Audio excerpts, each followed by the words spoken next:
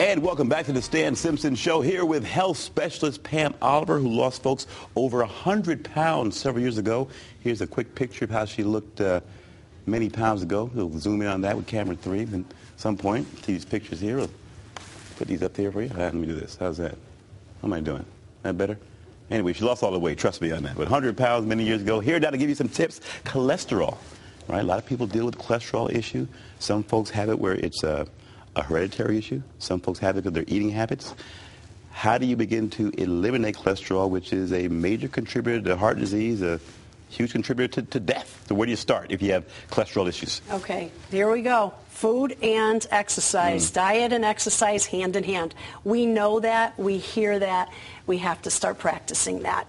Once you start to get on a eating plan that works to break down the blood cholesterol and the blood fat that's being distributed throughout the body, and giving your liver, I say, a little vacation so that your liver can rest instead of making and producing the cholesterol. It's really kind of giving it a rest, and you can do that through diet and exercise. How about those folks who say, I'm on a good diet, I'm a good program, I go to the doctor and I still have, tough levels of cholesterol. Now what? I don't want to take the drugs. What options do I have out there? Are there particular, nutrients, supplements, something that you say this really is a cholesterol buster that really works? Okay. Well, I do think that people should go always under their doctor's recommendation, and once they find out which route they're going to go, when they decide to go on a cholesterol-lowering eating plan, you want to think different colors. We've heard the word antioxidants. How many people truly know what an antioxidant is? They say, oh, yes, I just drank water with antioxidants. Antioxidant, I'm going to say real quick, is you have these little, bad free cells running through your body called free radicals, okay? They're the ones that cause all the havoc in our body.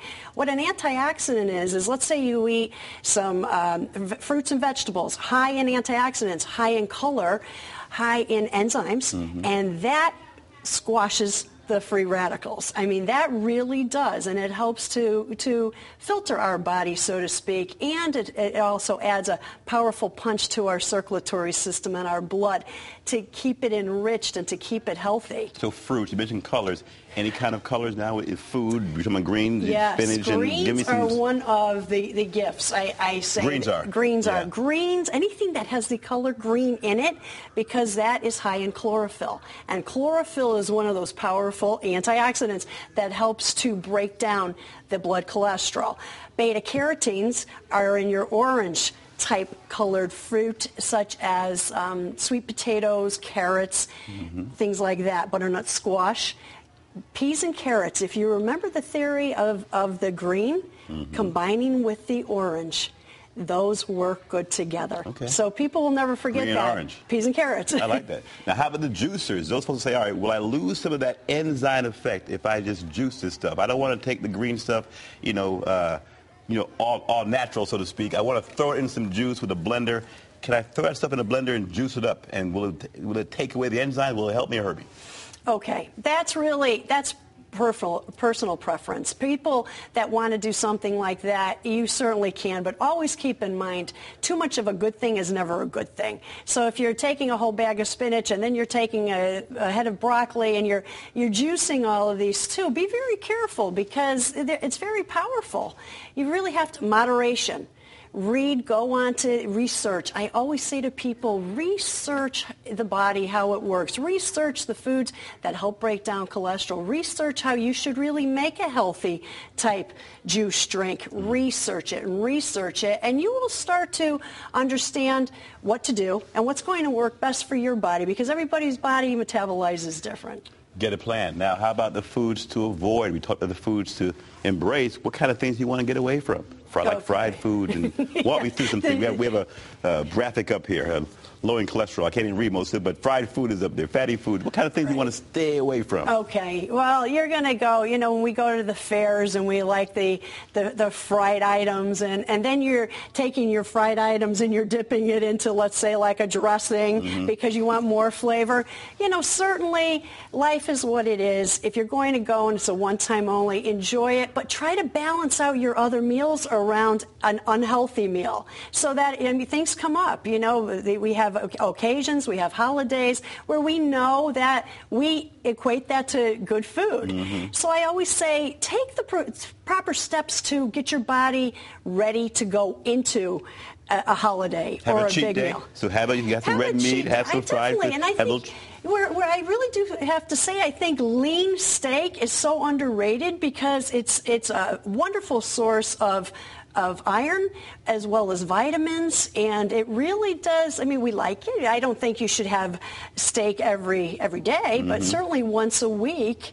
And it should be lean. It should be the lean cut, though. It's just like with pork. Pork is very healthy for us if it's the leaner cut, such as a pork tenderloin, center cut pork chop. And it's high in thiamine, high in niacin, and it's so underrated, just like the little egg.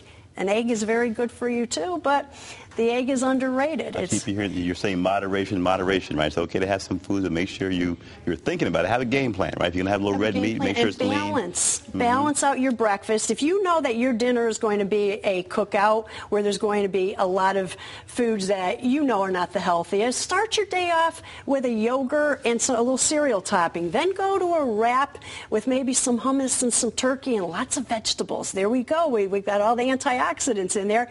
Put in some citrus. Citrus fruit will help to draw the fluids, excess fluids that we hold. So many fruits and vegetables act as diuretics, where they get rid of the fluid that we don't want to have really in our bodies, but they'll also hydrate us at the same time if we need it. I'm assuming a telltale sign that you're doing well, that you're going to see your grocery bill changing a bit, right? Instead of some of the crackers and cookies, you're starting to see fruits and vegetables, and all of a sudden you see your grocery bill changing a little bit. Can you talk about that? That's a good telltale sign if you're, or am I overrating that? Well, I remember somebody once said to me, don't you feel it's costly to eat healthy? Yeah. You have to be smart and eat healthy. You look for the deals. When you come into, now the farmers markets are out. This is the great time to go out. Think about all those antioxidants. Think green, think orange. And when you go to the farmer's market, think tomatoes, everything that's coming out in season. Always think about in season, what's coming out, and have some fun with it. Get the best bang for your buck, right? Get the best bang for your buck. Exactly. Take advantage. All right, when we come back, we'll continue our conversation about getting fit and tell you why green tea should be a staple in your meal plan. Don't even think about going away.